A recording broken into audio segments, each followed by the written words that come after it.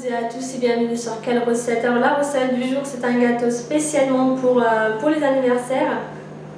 Donc là j'ai choisi le thème Reine des Neiges que vous pouvez très bien remplacer par d'autres thèmes, le thème que votre enfant préfère.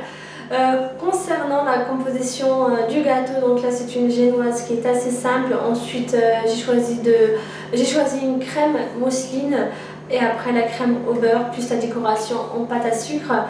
Justement pour ce gâteau, c'est un grand gâteau pour au moins 20 personnes. Donc chez vous, si vous souhaitez faire juste un petit gâteau dans un petit cercle, vous pouvez très bien diviser les ingrédients par deux pour préparer le gâteau. Donc justement, je vais d'abord commencer par vous présenter les ingrédients, ensuite je passe à la préparation. Alors pour la préparation de la crème mousseline, il vous faut 750 g de lait. Alors là j'ai pris du lait entier. Pour le lait justement, il vaut mieux prendre du lait entier à la place du lait demi-écrémé. Ensuite 30 g de maïzena, 30 g de farine, 180 g de sucre, 8 jaunes d'œufs. Alors là c'est des œufs de gros calibre, vous pouvez très bien prendre aussi des œufs de calibre moyen, un sachet de sucre vanillé ou deux. Ensuite il vous faut aussi 500 g de beurre que je vais séparer en deux. Là c'est 250 g et là aussi c'est 250 g. Je vais mettre une moitié dans la crème et ensuite l'autre moitié à la fin, que nous allons voir juste après. Pour les ingrédients, du lait, de la farine, de la maïzena, du sucre, des jaunes d'œufs et du beurre.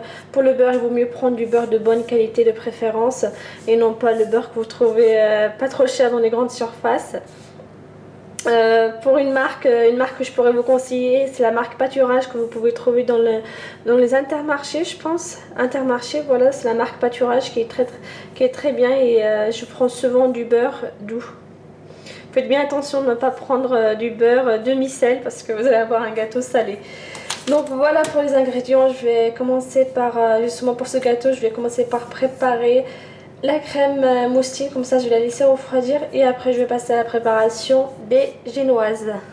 Et il vous faut aussi des fruits, donc là j'ai pris des fraises que vous pouvez très bien remplacer par des fruits surgelés, par exemple des fruits rouges, un mélange de fruits rouges surgelés. Si vous prenez justement des fruits surgelés, il faut bien enlever le maximum d'eau. Ce qu'il faudrait faire, c'est de les sortir le plus longtemps en avance du congélateur. Ensuite vous les versez sur un essuie-tout, comme ça va absorber l'eau.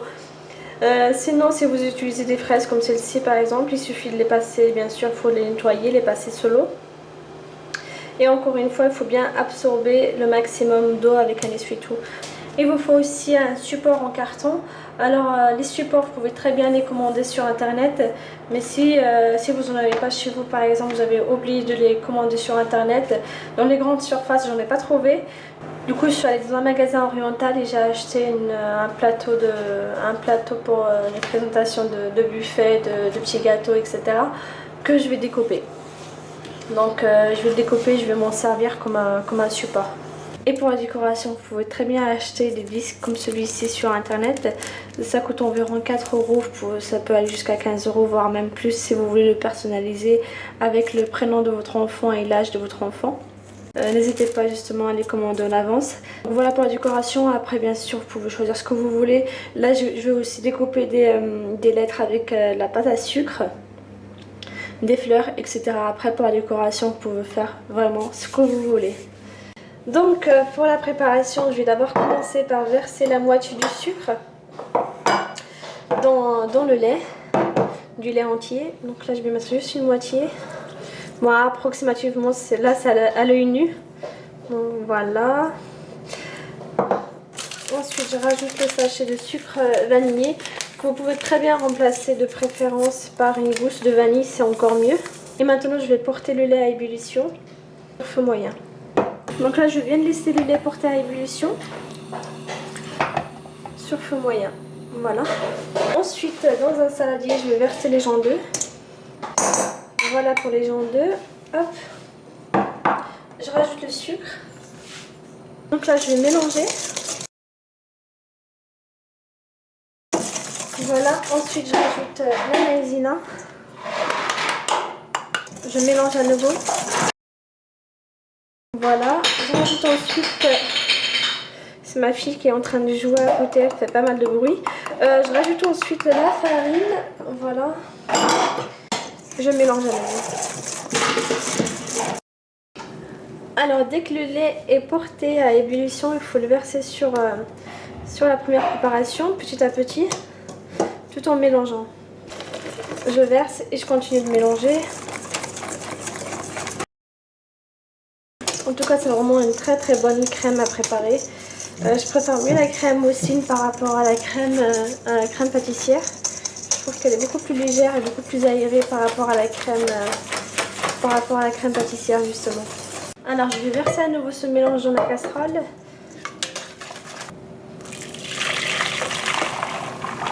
Donc maintenant je vais mettre la crème entre feu doux et feu moyen. Voilà. Et à l'aide d'un fouet, je vais continuer de mélanger jusqu'à ce que la crème se décolle des parois de la casserole. Bien sûr, il faut bien faire attention et il ne faut surtout pas augmenter la cuisinière. Vous risquez de brûler la crème. Donc là, je mélange sans cesse.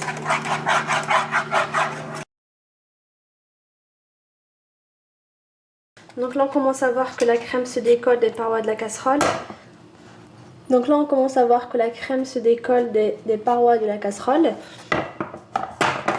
Je vais éteindre la cuisinière. Donc là, vous obtenez une crème pâtissière. Donc vous pouvez très bien l'utiliser pour vos tartes. En gros, vous pouvez très bien vous arrêter là si vous voulez préparer une crème pâtissière pour votre gâteau. Vous pouvez l'utiliser pour des tartelettes, pour une tarte aux fraises par exemple. Pour plein de petits gâteaux, vous pouvez très bien l'utiliser. Et donc, pour préparer la crème pâtissière, la crème mousseline, pardon, il faut que j'ajoute du beurre en fait. Il faut transformer la crème pâtissière qui est là. Je vais juste la verser dans un saladier propre. Toujours chaude, bien sûr. Voilà, donc la crème elle est encore chaude. Je vais rajouter le beurre. Juste la moitié, donc sur environ 250 g de beurre. En petite quantité tout en continuant de mélanger. Bien sûr, cette étape, il faut la faire directement après la préparation de la crème pâtissière, tant qu'elle est encore chaude. Donc là, je continue de bien mélanger jusqu'à ce que j'élimine tous les morceaux de beurre dans la crème. Alors, je vais juste transférer la crème dans un plat comme celui-ci. C'est pour qu'elle puisse refroidir plus rapidement. Alors, je vais l'étaler un peu. Hop. Voilà. Et maintenant, je vais la laisser refroidir et après, je rajouterai le reste du beurre. Juste avant de la mettre au frigo, je vais quand même la filmer au contact. C'est pour pas que ça fasse des croûtes sur le dessus. Voilà, donc maintenant, je vais mettre la crème au frigo jusqu'à ce qu'elle refroidisse. Alors, dès que la crème mousseline est froide, je vais la verser dans un robot, enfin dans le bol d'un robot. Voilà. Donc là, je vais juste vérifier la température de la crème, pardon. Parce que pour rajouter le beurre, il faut que la crème soit environ à une température de 17-18 degrés. Donc là, je pense qu'elle doit être inférieure étant donné que je l'ai laissée au frigo et non pas à l'extérieur. Donc là, c'est un thermomètre que j'ai acheté dans un magasin, dans les grandes surfaces. Comme je vous le disais, du coup c'est inférieur, elle est à 12 degrés. Je vais la laisser dans la cuisine, comme ça elle va augmenter de température. Comme ça la crème elle va augmenter de température et après je rajouterai le reste du beurre. En même temps, vous pouvez très bien commencer à couper votre beurre en petits morceaux. Donc maintenant je vais incorporer le beurre à la crème mousseline. Il faut que la crème soit à une température d'environ 18 degrés. Si vous n'avez pas de thermomètre, vous pouvez en fait il faut juste qu'elle ne soit pas trop froide. Il faut la laisser un peu à l'extérieur dans votre cuisine par exemple. Vous la mettez un petit moment au frigo si vous êtes pressé. Et ensuite vous la sortez, vous la mettez quelques heures si vous voulez dans votre cuisine. Comme ça au moins elle sera à une température de 18 degrés environ. Et maintenant du coup je vais incorporer le beurre. Il faut que le beurre soit bien mou, c'est très important. Comme ici. Voilà. Donc maintenant je vais incorporer le beurre petit à petit tout en continuant de mélanger à vitesse maxi.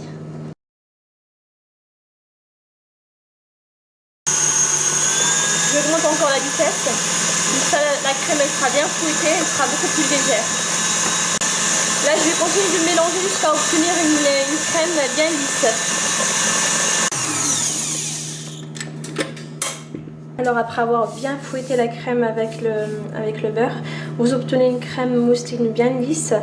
Les points les plus importants, c'est le beurre avec la crème. Il faut qu'il soit à une température ambiante. Il ne faut surtout pas que la crème soit plus froide que le beurre, parce que sinon vous obtenez une crème pâtissière beurrée. C'est pour ça qu'il faut bien attendre à ce que la température de la crème et la température du beurre soient les mêmes avant de fusionner les deux. Ensuite, il faut bien mélanger pour bien faire incorporer le beurre à la crème. Pour la préparation des génoises, il vous faut environ 6 œufs de gros calibre. Alors j'ai séparé les blancs des jaunes. Là j'ai mis les blancs, ici les jaunes. Ensuite, il vous faut aussi 125 g de sucre. Ensuite 60 g de farine et 60 g de maïzena. Là je les ai mélangés. Avec ces ingrédients là je vais préparer seulement 2 génoises. Bien sûr comme il m'en faut 4, je vais doubler les quantités. Pour le moment je vais en préparer 2 et ensuite je vais refaire la même chose avec les 2 autres, avec les mêmes ingrédients et les mêmes quantités d'ingrédients. Je vais verser les blancs d'œufs. Voilà. Ensuite je vais augmenter la vitesse petit à petit. Et en même temps, je rajouterai le sucre. Il ne faut surtout pas le verser d'un coup, il faut bien le rajouter petit à petit en même temps que les blancs d'œufs montent en neige. Donc là, je ne vais pas le mettre, je vais pas rajouter de sucre pour le moment, j'attends juste quelques secondes. Et là, je vais commencer.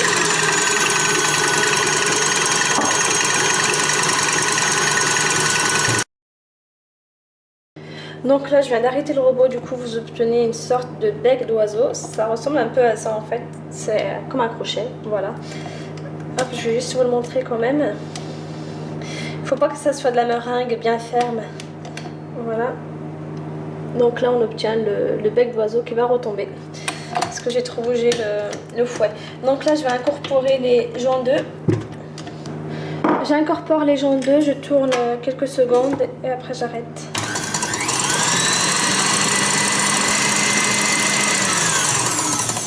Voilà. Donc là je vais incorporer délicatement la farine avec la maïzena. Et en même temps je tourne. Bien sûr il faut bien aller délicatement pour ne pas casser les blancs d'œufs. Et encore une fois il faut bien tamiser la farine avec la maïzena. Si vous ne le faites pas, vous risquez d'avoir des grumeaux dans votre pâte. Et c'est pas très agréable après de tomber sur des morceaux de farine ou de maïzena.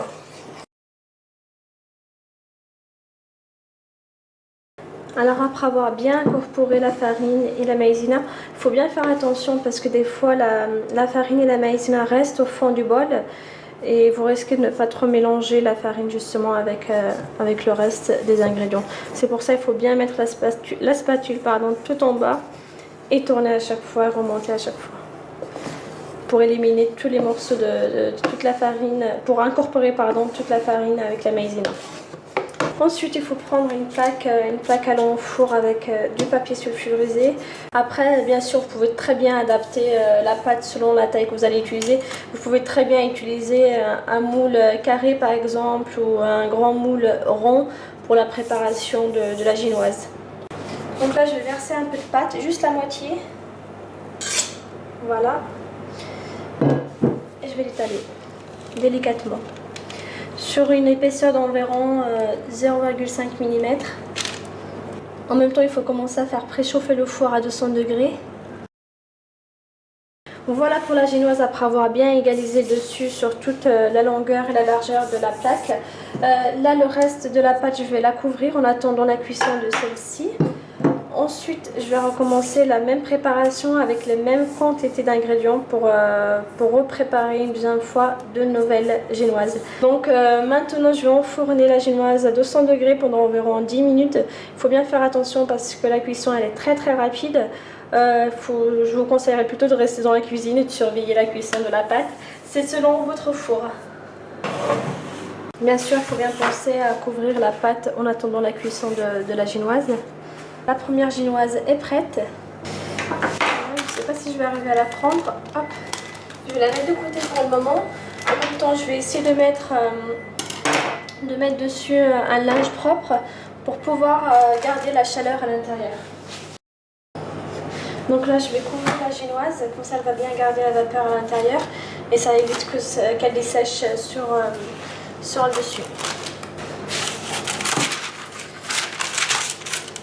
Juste couler un peu le papier sulfurisé contre la plaque, j'ai mis un peu d'eau.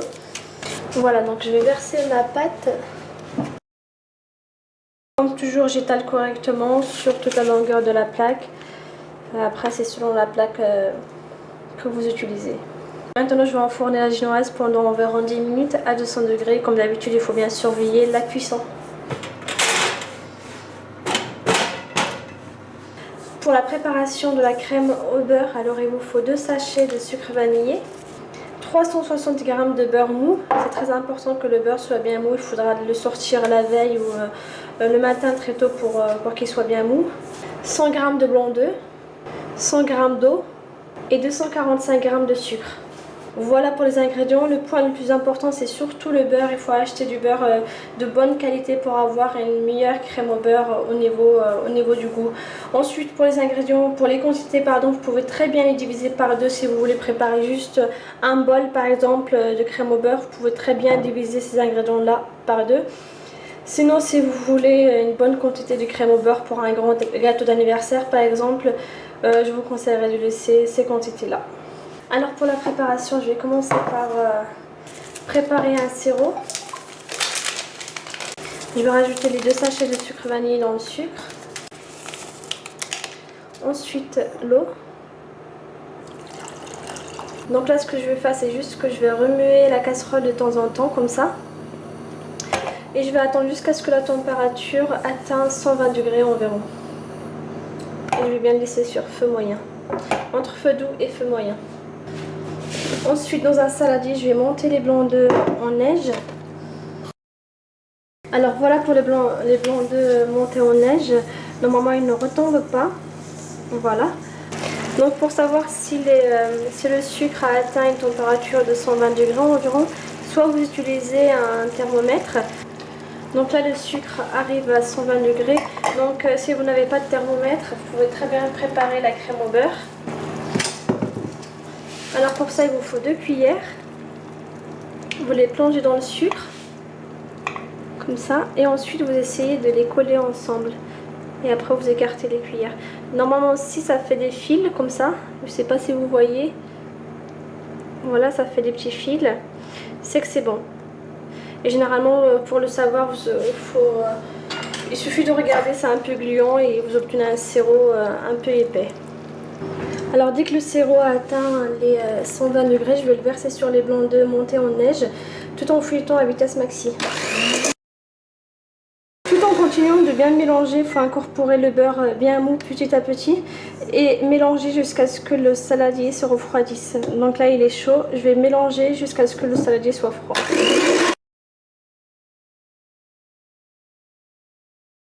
Voilà pour la crème au beurre. Alors après l'avoir bien fouettée jusqu'à ce qu'elle soit légèrement dure. Voilà du coup ce que vous obtenez, une crème bien lisse. Et surtout bien légère. Alors pour le montage du gâteau, du coup comme je vous disais, il vous faut un support. Donc là j'ai un moule que je peux faire bouger. Hop, voilà. Donc je vais essayer de le régler. Donc là je vais disposer ma première génoise dans le cercle.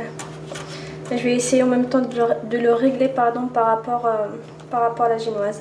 Alors après avoir disposé la génoise à l'intérieur du moule, voilà, je vais maintenant rajouter un peu de crème pâtissière, enfin crème mousseline pardon.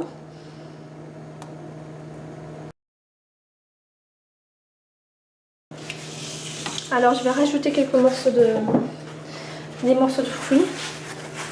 Là c'est des fraises. C'est comme un fraisier si vous voulez, donc il faut aussi suivre cette étape-là ces étapes-là pour la réalisation du fraisier si vous voulez. Voilà. Ensuite je vais rajouter une nouvelle génoise. Voilà.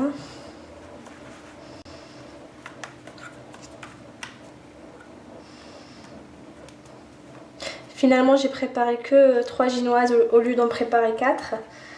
J'ai laissé la 4e pour moi. Donc je remets un peu de crème pâtissière. J'étale. Ensuite je vais encore rajouter quelques morceaux de fruits.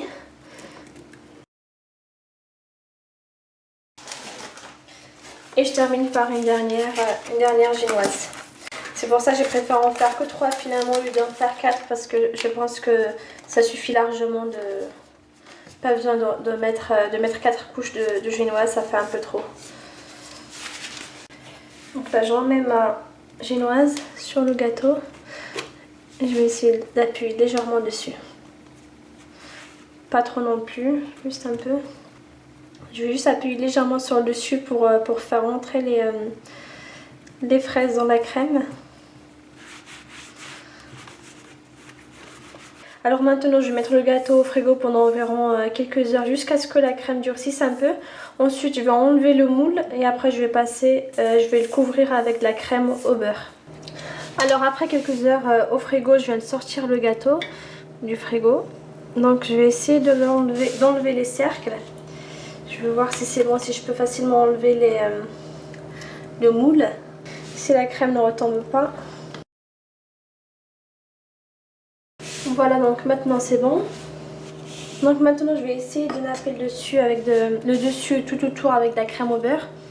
Il faut y aller délicatement.